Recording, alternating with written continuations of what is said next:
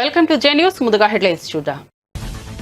కాళేశ్వరంలో ఘనంగా సరస్వతి పుష్కరాలు ప్రారంభం. తెలంగాణ ఏర్పడ్డాక తొలిసారిగా నిర్వహణ. పుణ్యస్నానాలు ఆచరిస్తున్న వేలాది భక్తులు. 12 రోజుల పాటు ప్రత్యేక పూజలు కార్యక్రమాలు. సీఎం రేవంత్ రెడ్డి చేతుల మీదుగా ఘాట్ ప్రారంభం.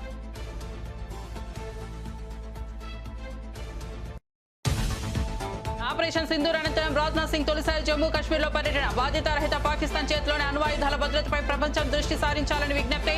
పాక్ అణ్వాయుధాలను ఏఈఏ పర్యవేక్షించాలని సూచన. ఉగ్రదారులను యుద్ధ చర్యగా పరిగణిస్తామని హెచ్చరిక. వీరయ్య చౌదరి కుటుంబ సభ్యులను పరామర్శించిన మంత్రి లోకేష్. ఇటీవల ఒంగోలులో దారుణ హత్యకు గురైన టీడీపీ నేత అమ్మనప్రోలులోని వీరయ్య చౌదరి నివాసానికి వెళ్లిన మంత్రి లోకేష్. ఆయన కుటుంబ సభ్యులను పరామర్శించి ధైర్యం చెప్పిన మంత్రి అన్ని విధాలుగా అండగా ఉంటారని భరోసా.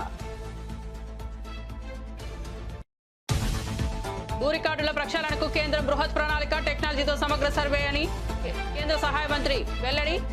భూ వివాదాల పరిష్కారానికి కేంద్రం కొత్త సర్వే టెక్నాలజీతో సమగ్ర భూ సర్వే రీసర్వే ఆధార్తో భూ రికార్డుల అనుసంధానం తప్పనిసరి. గుంటూరులో కేంద్ర మంత్రి పెమ్మసాని ప్రకటన. భారత్ నుంచి కీలక వాణిజ్య ప్రతిపాదన వచ్చిందన్న డొనాల్డ్ ట్రంప్. అమెరికా ఉత్పత్తులపై సుంకాలు ఉండవంటూ భారత్ ఆఫర్ ఇచ్చిందన్న ట్రంప్. భారత్ లో కాకుండా అమెరికాలను ఉత్పత్తి చేయాలని ఆపిల్ కు సూచన. భారత్ అమెరికా ద్వైపాక్షిక వాణిజ్య ఒప్పందంపై చర్చలు ముమ్మరం.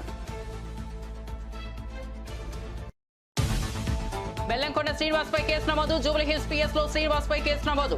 రాంగ్ రూట్ డ్రైవింగ్, కానిస్టేబుల్ తో దురుసుగా ప్రవర్తించామంటూ ఆయనపై కేసు. జూబ్లీహిల్స్ జర్నలిస్ట్ కాలనీ వద్ద తన కారులో రాంగ్ రూట్ లో వచ్చిన హీరో.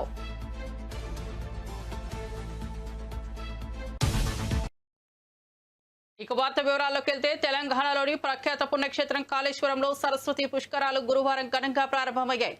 భూపాలపల్లి జిల్లాలో గోదావరి ప్రాణహిత అంతర్వాహినిగా ప్రవహించే సరస్వతి నదుల త్రివేణి సంగమం వద్ద భక్తులు పవిత్ర స్నానాలు ఆచరిస్తున్నారు.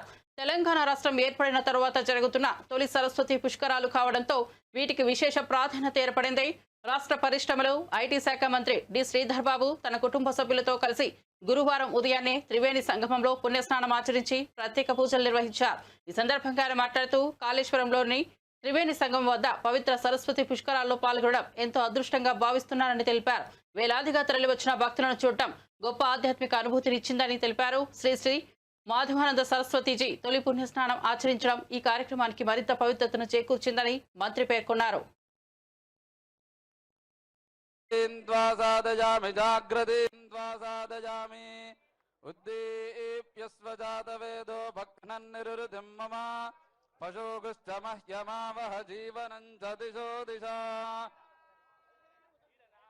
గౌరవనీయులైన ముఖ్యమంత్రి గారు ఆవిష్కరించిన ఈ సరస్వతికి రెండు వైపులా చతుర్వేద మూర్తులు ఉన్నాయి. ఆనరబుల్ సీఎం గారు, ఆనరబుల్ మినిస్టర్ చతుర్వేద మూర్తులు కూడా నమస్కరించుకుంటున్నారు. ఋగ్వేదమూర్తి, యజుర్వేదమూర్తి, సామవేదమూర్తి, అథర్వణ వేదమూర్తి, చతుర్వేద మూర్తులు. నీళ్ల కోసమే తెలంగాణ ఉద్యమం పుట్టింది. నీళ్ల కోసం మొదలైన ఆకాంక్షనే రాష్ట్రాన్ని సాధించి పెట్టిందని, నీటిపారుదల శాఖలో ఉద్యోగం అంటే అది ఒక భావోద్వేగమని అన్నారు సీఎం రేవంత్ రెడ్డి. ఇరిగేషన్ డిపార్ట్మెంట్లో ఏఈ, జేటీఓ ఉద్యోగాలకు ఎంపికైన వారికి నియామక పత్రాలు అందజేశారు. ప్రాజెక్టుల నాణ్యత విషయంలో ఇంజనీర్లు ఎలాంటి ఒత్తిళ్లకు లొంగవద్దని సూచించారు. గడిచిన 15 నెలల్లో నీటిపారుదల శాఖలోనే 1161 ఉద్యోగ ఖాళీలను భర్తీ చేశామని చెప్పారు. గ్రూప్ 1 నియామకాలను అడ్డుకోవడం వెనుక ఉన్న రాజకీయ నాయకులు ఎవరో అందరికీ తెలుసని, త్వరలోనే గ్రూప్స్ ఉద్యోగుల నియామకాలు పూర్తి చేస్తామని చెప్పారు ముఖ్యమంత్రి రేవంత్ రెడ్డి. ఇంజనీర్ల పని ఇంజనీర్లు చేయాలి. ఆనాడు నెహ్రూ శంకుస్థాపన చేసిన నాగార్జున సాగర్, శ్రీశైలం ప్రాజెక్టుతోనే ఇప్పటికీ మనకు నీళ్లు అందుతున్నాయని గుర్తు చేశారు. ఎన్ని ఉగ్రద్రవాలు వచ్చినా ఇప్పటికీ చెక్కు చెదరలేదని అన్నారు. ఇంజనీర్ల పనే చేయండి. పొలిటికల్ ఎగ్జిక్యూటివ్స్ గా మేము మీరిచ్చే సాంకేతిక పరమైన సమాచారాన్ని ప్రాతిపదికన ప్రాజెక్టులు కట్టాలా లేదా పాలసీ డెసిషన్ మాత్రమే పొలిటికల్ ఎగ్జిక్యూటివ్స్ చేయాలి. ఇంజనీర్లు చేయాల్సిన పని ప్రజాప్రతినిధులు, మంత్రులు, ముఖ్యమంత్రులు చెయ్యకూడదు. అట్లా చేస్తే ఏమవుతుందో కాళేశ్వరం ఒక ఉదాహరణ. ఇంజనీర్ల గౌరవం ఇంజనీర్లకు ఉండాలి.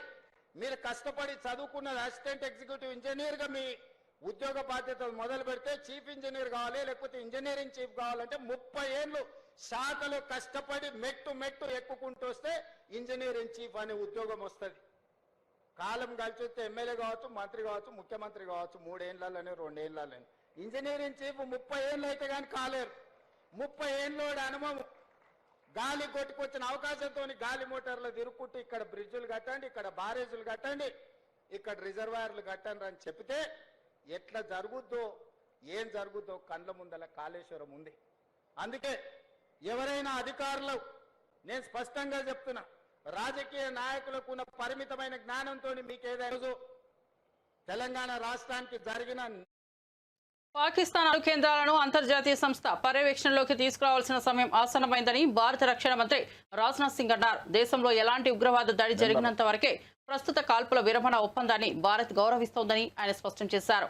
శ్రీనగర్లోని బాదహమీబాగ్ కంటోన్మెంట్ ప్రాంతంలో సైనిక ప్రధాన కార్యాలయంలో ఆర్మీ సైనికులను ఉద్దేశించి రాజ్నాథ్ సింగ్ ప్రసంగించారు. ఈ సందర్భంగా రాజ్నాథ్ సింగ్ మాట్లాడుతూ, వారు మన తలపై దాడి చేయడానికి ప్రయత్నించినప్పుడు మనం వారి ఛాతీపై దెబ్బ కొట్టి పెద్ద గాయం చేశాం. మన ఆపరేషన్ సింధు నిస్సందేహంగా భారత్ చేపట్టిన అతిపెద్ద ఉగ్రవాద వ్యతిరేక చర్య అని పేర్కొన్నారు. ఇటీవల జరిగిన ఘర్షణల్లో ప్రాణాలు కోల్పోయిన వీర సైనికులకు ఏప్రిల్ 22న పహల్గాంలోని బైసరన్ ప్రాంతంలో ఉగ్రవాదులు జరిపిన దాడిలో మరణించిన 26 మంది పౌరులకు ఆయన నివాళులర్పించారు. उन्होंने इसमें उनको विलंब हुआ है, फिर भी वो यहाँ पर मौजूद हैं। साथियों, आज लखनऊ में BrahMos integration and testing facility centre के उद्घाटन के शुभ अवसर पर मैं आप सबसे बातचीत करते हुए बेहद प्रसन्नता की अनुभूति कर रहा हूं। मेरी बड़ी इच्छा थी कि मैं स्वयं उपस्थित होकर आप सबके बीच मैं रहूं, आप सबसे मैं सीधा संवाद करूं, पर मैं क्यों नहीं आ पाया, यह बात आप सभी जानते हैं। अभी जिस परिस्थिति से हम गुजर रहे हैं उसे देखते हुए मेरा दिल्ली में रहना यह अति आवश्यक था। इसलिए मैं वीडियो कॉन्फ्रेंसिंग के माध्यम से आप सभी से जुड़ रहा हूं। मैं भले ही आपके बीच नहीं आया, लेकिन अपने उत्साह के माध्यम से आप मुझ तक जरूर पहुंच गए हैं।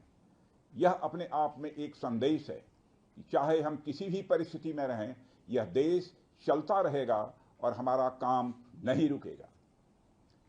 किसी भी स्थिति में हमारा संवाद नहीं टूटेगा। साथियों, आज का दिन हमारे शहर लखनऊ और हमारे राज्य उत्तर प्रदेश और हमारे पूरे देश के लिए एक ऐतिहासिक दिन है। आज का दिन मैं समझता हूं उस शक्ति की आराधना का दिन है जो हमारी सेनाओं को संबल प्रदान करती है, जो हमारी सेनाओं में निहित होकर दुश्मन पर कहर बरसाती है। आज का दिन मेरे लिए व्यक्तिगत रूप से बहुत ही महत्वपूर्ण है, क्योंकि मैंने अपने शहर लखनऊ के लिए एक सपना देखा था कि मेरा शहर भारत के डिफेंस सेक्टर को मजबूत करने में एक बड़ा योगदान दे। वह सपना अब पूरा हो रहा है। साथियों, BrahMos integration and testing facility का उद्घाटन इसलिए भी महत्व रखता है क्योंकि आज का दिन बहुत ही खास है।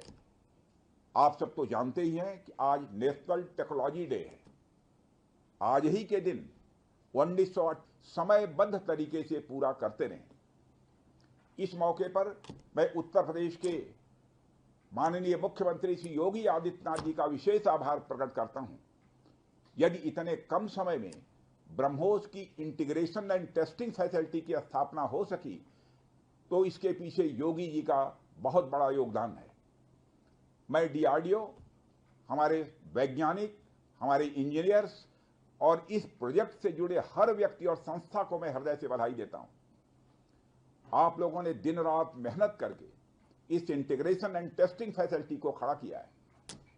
देश भर के वैज्ञानिक, इंजीनियर्स और युवाओं का योगदान हमें इस फैसिलिटी सेंटर में देखने को मिलेगा। मैं आपकी मेहनत और लगन को नमन करता हूं। టీడీపీ నేత మాజీ ఎంపీపీ ముప్పవరపు వీరయ్య చౌదరి కుటుంబ సభ్యులను విద్యా, ఐటీ శాఖల మంత్రి నారా లోకేష్ పరామర్శించారు. ఉదయం ప్రకాశం జిల్లా నాగులపులపాడు మండలం అమ్మనబ్రోలులోని వీరయ్య చౌదరి నివాసానికి వెళ్లిన మంత్రి లోకేష్ ముందుగా ఆయన చిత్రపటానికి పూలమాలలు వేసి నివాళులు అర్పించారు. అనంతరం వీరయ్య చౌదరి సతీమణి, కుమారుడు, ఇతర కుటుంబ సభ్యులను పరామర్శించి ధైర్యం చెప్పారు. వీరయ్య చౌదరితో తనకున్న అనుబంధాన్ని సందర్భంగా మంత్రి గుర్తు చేసుకున్నారు. యువకులం పాదయాత్ర సమయంలో తనతో పాటు అడుగులు వేశారని, పార్టీ బలోపేతం కోసం కృషి చేసిన వీరయ్య చౌదరి దారుణ హత్య బాధాకరమని అన్నారు. హత్య నిందితులను కఠినంగా శిక్షిస్తామన్నారు. వీరయ్య చౌదరి కుటుంబానికి పార్టీ అన్ని విధాలుగా అండగా ఉంటుందని భరోసా ఇచ్చారు.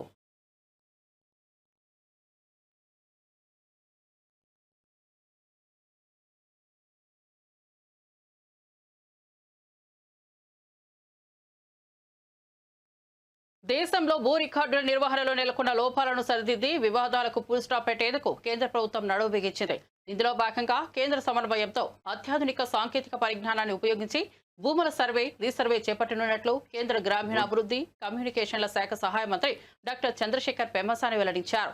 సరికాని కాలం చెల్లిన భూ రికార్డుల వల్ల తలెత్తిన సమస్యలను పరిష్కరించడమే ఈ కార్యక్రమం ముఖ్య ఉద్దేశమని ఆయన స్పష్టం చేశారు. ఆంధ్రప్రదేశ్లోని గుంటూరులో digital India land records modernisation programmes కింద సర్వే, రీసర్వేపై జరిగిన జాతీయ వర్క్షాప్లో మంత్రి పెమ్మసాని ప్రసంగించారు. ఈ కార్యక్రమం కేంద్ర ప్రాయోజిత పథకమని, పూర్తిగా సాంకేతిక పరిజ్ఞానంపై ఆధారపడి నడుస్తుందని తెలిపారు. డ్రోన్లు, విమానాల ద్వారా ఏరియల్ సర్వేలు చేయడం వల్ల సాంప్రదాయ పద్ధతుల్లో పోలిస్తే కేవలం 10% ఖర్చుతోనే సర్వే పూర్తి చేయవచ్చని ఆయన వివరించారు. Such a high quality national conference in Guntur gives me a personal satisfaction. So when it comes to this conference, as you all know,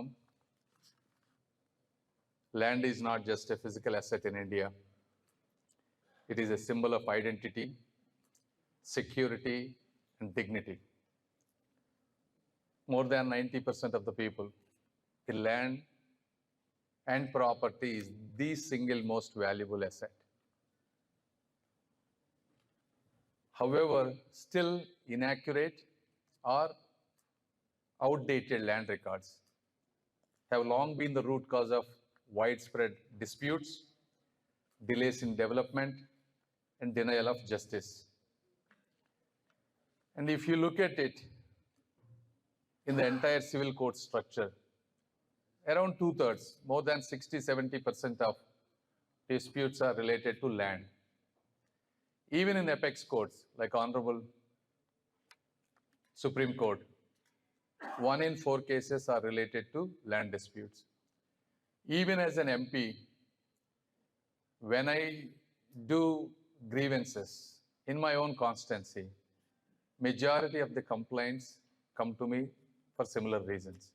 So these statistics do represent what's happening at the ground. I don't know how many of you know who I am, but I was in US for 25 years. I went to US in year 2000. I bought my first house in year 2005 there. So the process was, I chose a realtor who showed me several houses.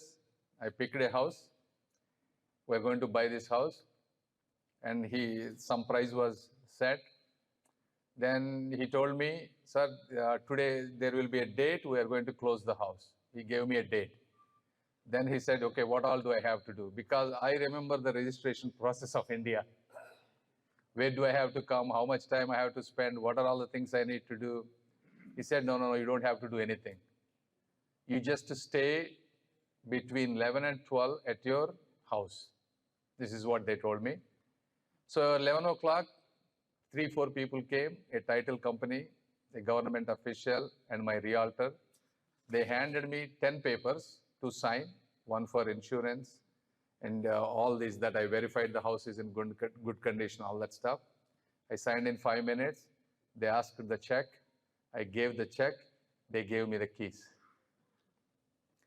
The entire process happened in less than 15 minutes for me. I was literally shocked. How can this whole system can work like this? But the idea, I mean, why can't we do these things in India, right? And obviously India has progressed quite a bit since that time. And with visionary leaders like Honorable Prime Minister Sri Narendra Modi ji, or my cabinet minister. YCP నేత గన్నవరం మాజీ MLA Vallabhaneni వంశీని jail నుంచి హుటాహుటిన ఆసుపత్రికి తరలించారు. శ్వాస తీసుకోవడంలో ఆయనకు ఇబ్బంది తలెత్తడంతో జైలు అధికారులు ఆసుపత్రికి తీసుకెళ్లారు. వంశీకి ప్రస్తుతం ఆసుపత్రిలో వైద్యం కొనసాగుతోంది. అయితే విషయం బయటకు తెలియడంతో ఆసుపత్రి వద్దకు వైసీపీ శ్రేణులు భారీగా చేరుకున్నట్లు సమాచారం. కాగా సత్యవర్ధన్ కిడ్నాప్ కేసులో వంశీకి విజయవాడలో ఎస్సీ/ఎస్టీ కోర్టు మంగళవారం బెయిల్ మంజూరు చేసిన విషయం తెలిసిందే. ఆయనతో పాటు మరో 4గురికి ఈ కేసులో కోర్టు బెయిల్ మంజూరు చేసింది. అయితే గన్నవరం టీడీపీ కార్యాలయంపై కేసులో వంశీ ప్రస్తుతం విజయవాడ జిల్లా జైల్లో రిమాండ్ ఖైదీగా ఉన్నారు. ఈ క్రమంలో తాజాగా ఆయన అస్వస్థతకు గురి కావడంతో అధికారులు చికిత్స కోసం ఆసుపత్రికి తరలించారు. వల్లభనేని వంశీ ఆరోగ్యంపై వైసీపీ శ్రేణులు ఆందోళన వ్యక్తం చేస్తున్నాయి. అమెరికా అధ్యక్షుడు డొనాల్డ్ ట్రంప్ గురువారం నాడు కీలక వ్యాఖ్యలు చేశారు. మరో అమెరికన్ వస్తువులపై ఎలాంటి సుంకాలు విధించకుండా ద్వైపాక్షిక వాణిజ్య ఒప్పందం కుదుర్చుకోవడానికి భారత్ ముందుకొచ్చిందని ఆయన తెలిపారు. ఖతార్ రాజధాని దోహాలో పర్యటిస్తున్న ట్రంప్ అక్కడ వ్యాపార ప్రతినిధులతో జరిగిన సమావేశంలో ఈ విషయాన్ని వెల్లడించారు.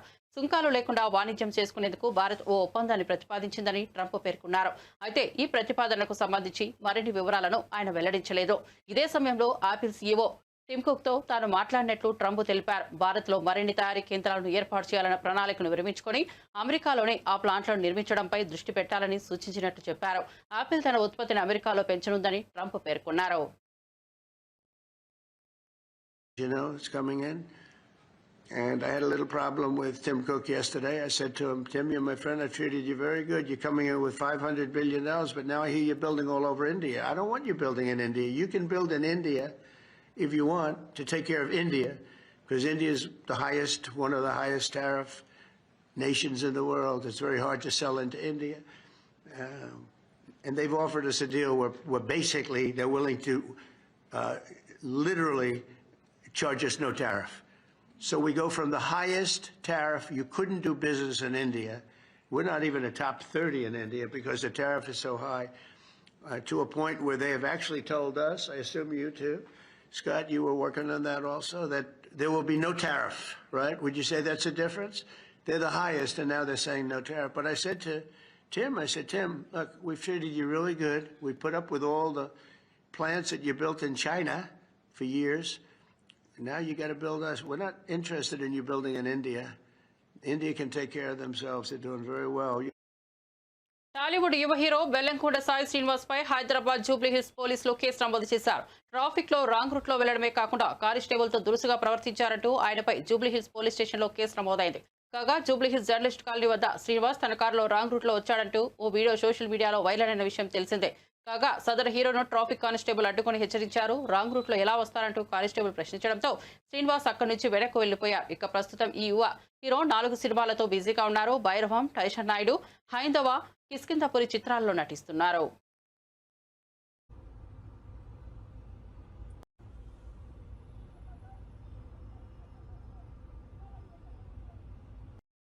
ఆంధ్రప్రదేశ్లో డిజిటల్ పాలనను విస్తరింపజేసే దిశగా రాష్ట్ర ప్రభుత్వం గట్టిగా అడుగులు వేస్తోందని ఏపీటీఎస్ చైర్మన్ మన్నవ మోహన్ కృష్ణ తెలిపారు. విజయవాడలో నిర్వహించిన మీడియా సమావేశంలో ఆయన మాట్లాడుతూ కూటమి ప్రభుత్వం అధికారంలోకి వచ్చిన తర్వాత ఐటీ రంగ అభివృద్ధికి ప్రత్యేక ప్రాధాన్యత ఇస్తున్నామని చెప్పారు. రాష్ట్ర వ్యాప్తంగా 26 జిల్లాల్లో ఏపీ టెక్నాలజీ సర్వీసెస్ కార్యాలయాలు ఏర్పాటు చేశామని చెప్పారు. సాంకేతిక సేవలు, సైబర్ సెక్యూరిటీ విభాగాలను మరింత విస్తరించే ప్రణాళికలో ఉన్నామని వివరించారు.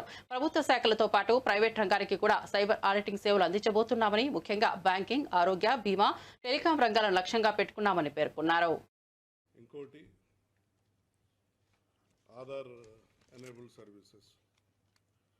ఆంధ్రప్రదేశ్లో ఆధార్ ఆధారిత సేవలకు ఏపీటీఎస్ ఒక నోడల్ ఇంప్లిమెంటేషన్ ఏజెన్సీగా పనిచేస్తూ ఉంది. యుఐడిఏఐ గైడ్లైన్స్ అనుసరించి ఏవిఏ మరియు కేవిఏ సర్వీసెస్ని అందిస్తుంది. ఏయుఏ అంటే authentication user agency services and KUA అంటే know your customer authentication user agency services. అంటే పౌరుల యొక్క బయోమెట్రిక్స్ మరియు వాళ్ళ జాగ్రాఫిక్ డేటా ఆధారంగా పౌర సేవలను అందించడానికి ఈ అథెంటికేషన్ జరుగుతోంది. ప్రభుత్వ పౌర సేవల్లో భాగంగా ఆంధ్రప్రదేశ్ ప్రభుత్వం ఎన్నో ప్రభుత్వ విభాగాలకు ఏపీటీఎస్ ఈ అథెంటికేషన్ సర్వీసెస్ అందిస్తూ ఉంది. ప్రభుత్వం ప్రజలకు అందిస్తున్న సంక్షేమ పథకాలు మరియు సేవలు అర్హులకు అందటానికి జరగటంలో ఇది చాలా ముఖ్యం. ఈ ప్రక్రియ సజావుగా, సురక్షితంగా జరగటంలో డిజిటల్ సిగ్నేచర్ సర్టిఫికేట్లు ఎంతో కీలక పాత్ర పోషిస్తాయి.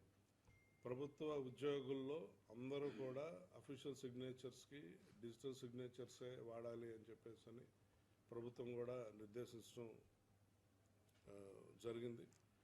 ఆంధ్రప్రదేశ్లోని అన్ని ప్రభుత్వ విభాగాలకు ఈ డిజిటల్ సిగ్నేచర్స్ని ఏపీటీఎస్ అందిస్తోంది, డిజిటల్ సిగ్నేచర్ సర్టిఫికెట్ని అందిస్తోంది. గత 10 నెలల కాలంలో ఏపీటీఎస్ దాదాపు 19,500. అమరావతిలోని సచివాలయంలో ముఖ్యమంత్రి చంద్రబాబు నాయుడు అధ్యక్షతన 6 రాష్ట్ర పెట్టుబడుల ప్రోత్సాహక మండలి సమావేశం జరిగింది. ఈ సమావేశానికి మంత్రులు గొట్టిపాటి రవికుమార్, అచ్చెన్నాయుడు, కందుల దుర్గేష్, వాసంశెట్టి సుభాష్ హాజరయ్యారు. ప్రధాన కార్యదర్శి విజయానంద్తో పాటు పలువురు ఉన్నతాధికారులు పాల్గొన్నారు. పెట్టుబడులపై రాష్ట్రానికి వచ్చే అవకాశాలు, పరిశ్రమల స్థాపన, పారిశ్రామిక ప్రోత్సాహక నిధులు తదితర అంశాలపై ఈ సమావేశం సమీక్ష జరిగింది. కొత్తగా వచ్చే పరిశ్రమలకు అనువైన భూములు కేటాయించిన చర్చ జరిగినట్టు సమాచారం. రాష్ట్ర అభివృద్ధికి పెట్టుబడుల ఆహ్వానం ఎంతో కీలకమని సీఎం చంద్రబాబు అభిప్రాయపడ్డారు. పారిశ్రామికీకరణలో వేగం పెంచేందుకు విభిన్న రంగాలపై దృష్టి సారించాలని ఆయన సూచించారు. తెలంగాణ ఆవిర్భావ దినోత్సవం సందర్భంగా జూన్ 2న తెలంగాణ జాగృతి ఆధ్వర్యంలో యువ కవుల సమ్మేళనం నిర్వహించనున్నారు. ఈ సందర్భంగా జాగృతి అధ్యక్షురాలు ఎమ్మెల్సీ కల్వకుంట్ల కవిత సమ్మేళనం పోస్టర్ను ఆవిష్కరించారు. తెలంగాణ స్ఫూర్తిని ప్రతిబింబించే కవిత్వాన్ని ప్రోత్సహించడమే లక్ష్యంగా ఈ కార్యక్రమాన్ని నిర్వహిస్తున్నట్లు తెలిపారు. బీఆర్ఎస్ నేతల విమర్శలకు మంత్రి సీతక్క కౌంటర్ ఇచ్చారు. కాళ్లు కడిగించుకునే దొరల సంస్కృతి మీరి ఇప్పుడు అధికారం పోయిన తర్వాత ఆత్మగౌరవం గుర్తొచ్చిందా అంటూ ప్రశ్నించారు. మిస్ వరల్డ్ కంటెస్టెంట్ కాళ్లు ప్రభుత్వం కడగలేదని తప్పుడు ప్రచారం చేయడం మానుకోండి, తప్పుడు మాటలు బంద్ చేయండి అంటూ తీవ్ర వ్యాఖ్యలు చేశారు. సిగ్గనిపించట్లే మీకు? ప్రభుత్వం చేసిందా? మీరు ఎంతో మంది సినిమా యాక్టర్లతోటి ఆ యాక్టర్లు ఈ యాక్టర్లు ఈ వెంకలు ఆ వెంకలు ఆ వంకలు ఈ వెంకలతోటి వాళ్ళ కోసం హైదరాబాద్నంతా ఏదోదో చేసినప్పుడు గుర్తుకు రాలే మీకు తెలంగాణ ఆత్మగౌరవం? ఈరోజు తప్పుడు మాటలు బంద్ చేయండి. ప్రజలు ఎవరు కూడా ఊరుకోరు. కాబట్టి సవితమ్మ అబద్ధాలకు అంబాసిడర్గా మారకు. తెలంగాణ ప్రభుత్వం ఎవరి కాళ్ళు కడిగడానికి సిద్ధంగా లేదు. మీలాంటి వాళ్ళు, మీ నాయకులు లాంటి వాళ్ళు తెలంగాణ ప్రజలను అణిచిపెట్టి కాళ్ళు కడిగించుకునే చరిత్ర, కాళ్ళు మొక్కించుకునే చరిత్ర ఆ కుటుంబాలది, ఆ నాయకులది, ఆ దొరతనాంది, ఆ దురహంకారంది. ఆ దురహంకారానికి వ్యతిరేకంగానే ఈ తెలంగాణ సమాజం తిరుగుబాటు జెండాను ఎగిరేసింది. కాబట్టి ఇక్కడ నిన్న జరిగిన దాంట్లో కేవలం మేము తెలంగాణ సంస్కృతి, గిరిజన సంస్కృతి, సాంప్రదాయాల బద్ధంగానే మేము అక్కడ చేసినాం. కాకతీయుల వారసత్వాన్ని, కాకతీయుల యొక్క పరిపాలనను, రుద్రమాదేవి యొక్క శౌర్యాన్ని, పౌరుషాన్ని అక్కడ కళారూపంలో కూడా ప్రదర్శించడం జరిగింది. సక్సెస్ అయినందుకు మరి ఓర్వలేక రకరకాల కామెంట్ చేస్తారు. అధికారం పోయిన తర్వాత ప్రజలు గుర్తుకొస్తారు. అధికారం పోయిన తర్వాత నీకు ఆత్మగౌరవం గుర్తుకొస్తుంది. ప్రభుత్వం అనడానికి సిగ్గనిపించట్లే మీకు? ప్రభుత్వం చేసిందా? మీరు ఎంతో మంది సినిమా యాక్టర్లతోటి ఆ యాక్టర్లు ఈ యాక్టర్లు ఈ వెంకలు ఆ వెంకలు ఆ వంకలు ఈ వెంకలు. ఎక్సైజ్ శాఖ మంత్రి కొల్లు రవీంద్ర తీవ్ర ఆరోపణలు చేశారు. మద్యం కుంభకోణానికి సూత్రధారి, పాత్రధారి వైఎస్ఆర్సీపీ అధినేత జగన్మోహన్ రెడ్డి అని మండిపడ్డారు. అమరావతిలోని ఎన్టీఆర్ భవన్లో ఏర్పాటు చేసిన మీడియా సమావేశంలో మాట్లాడిన ఆయన గత ప్రభుత్వం మద్యం పాలసీ పేరిట భారీ స్కామ్ జరిగిందని ఆరోపించారు. అక్రమ ఒప్పందాలతో కోట్లు లూటీ చేశారని, విచారణ జరిపి బాధ్యులపై కఠిన చర్యలు తీసుకుంటామని స్పష్టం చేశారు.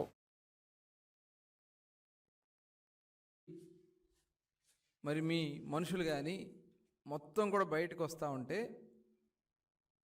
ఇవాళ మీ సాక్షి పేపర్లో, మీ టీవీ ఛానల్స్లో తప్పుడు కథనాలతో ప్రజల్ని మళ్ళీ మోసం చేసి మభ్యపెట్టాలని ప్రయత్నం చేస్తున్నారంటే ఒక్కసారి మనం అందరం కూడా ఆలోచించాలి. ఇవాళ మొత్తం దొరికినటువంటి దొంగలు ఇవాళ, అందుకని మేము మొట్టమొదటి నుంచి కూడా ప్రభుత్వం వచ్చిన వెంటనే వైట్ పేపర్స్ రిలీజ్ చేశాం.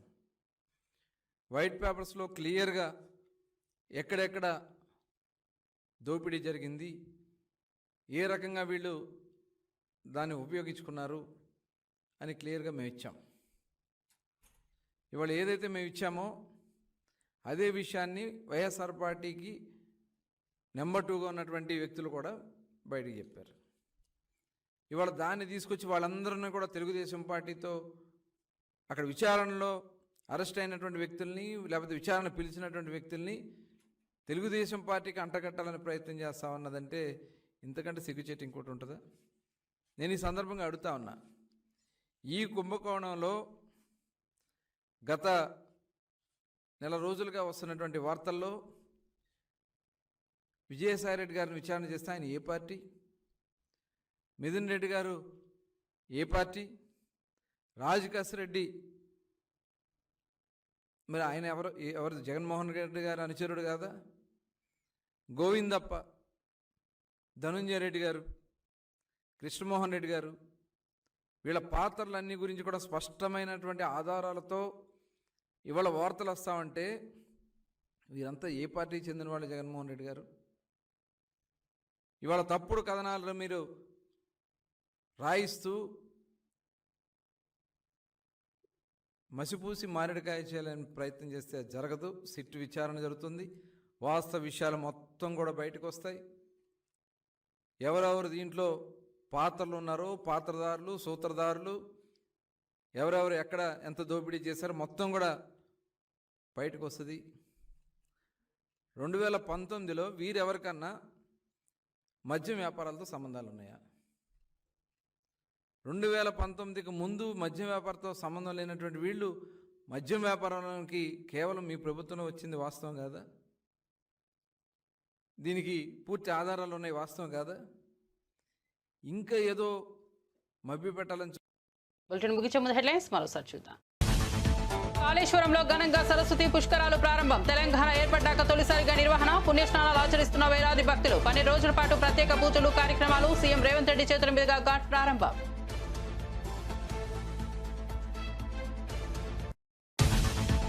ఆపరేషన్ సింధూర్ అనంతరం రాజ్నాథ్ సింగ్ తొలిసారి జమ్మూ కాశ్మీర్లో పర్యటన. బాధ్యతారహిత పాకిస్తాన్ చేతిలోని అణ్వాయుధాల భద్రతపై ప్రపంచం దృష్టి సారించాలని విజ్ఞప్తి. పాక్ అణ్వాయుధాలను ఏఈఏ పర్యవేక్షించాలని సూచన. ఉగ్రదారులను యుద్ధ చర్యగా పరిగణిస్తామని హెచ్చరిక.